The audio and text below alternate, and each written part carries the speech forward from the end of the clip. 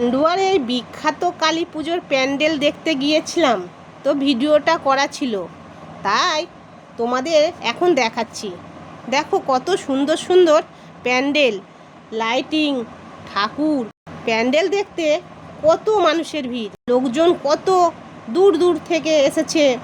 পান্ডুয়াবাসী এই দিনটার জন্য কত অপেক্ষা করে থাকে। কার্তিক মাসে এই কালী পুজোটা হয়।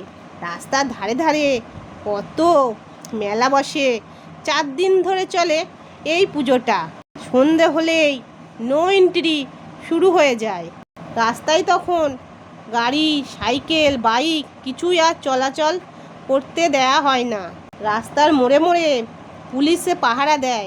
রাস্তার ধারে ধারে কত সেল ফাটছে, আকাশটা আলো হয়ে যাচ্ছে। ঠাকুর দেখা হয়ে গেলে একটু পরেই আমরা বাড়ি চলে যাব। তো তোমরা এই পান্ডুয়ার কালী ঠাকুর কে কে দেখেছো, কে কে দেখোনি, তা কমেন্ট করে জানাবে।